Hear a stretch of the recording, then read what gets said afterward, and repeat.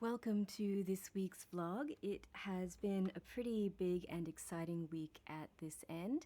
As I've mentioned previously, I recently got my flute here essentially reconstructed as it hadn't really weathered being in storage for nearly 2 decades particularly well, so it needed an entire rebuild basically. And I just got it back from that a couple of weeks ago. Sounds a hell of a lot better now, fortunately. And I decided to take this opportunity to write my very first song for C flute. Not only is it the first song that I've tried writing for flute, but it's also the first time I've tried writing a song using a digital audio workstation, or DAW. The one I have selected is basically based on Emily's recommendation, Cakewalk by BandLab. It's freeware, so that's always nice, and it's got some really good features as well as a great stock library of loops, which I basically rated to construct this. So not only is it my first time writing for flute and also using a DAW, but I also figured writing for flute would be a great opportunity to brush up on my musical notation. So here is my first try at writing a song on sheet music, like so. Whoa, how about that, hey?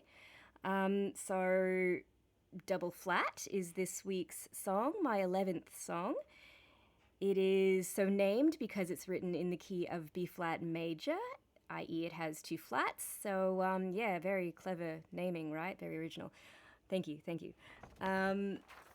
So I'm really happy with how it's turned out. It, especially for my first time writing for flute, using a DAW and trying to dust the cobwebs off of my old memories of using musical notation. I'm pretty pleased. So I suppose I should also talk a little bit about the process itself.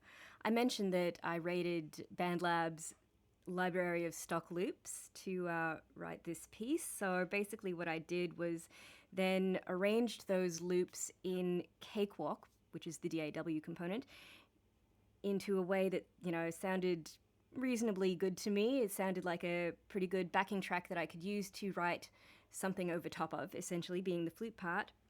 But first I identified what those supporting loops were giving me in terms of notes and rhythms and basically the patterns that I was working with, which then enabled me to write the flute part within the structure that provided. So essentially, I picked a bunch of shiny things, arranged them in a way that sounded kind of good to my personal tastes, figured out what exactly that was giving me technically, and then wrote a flute part to sit within that.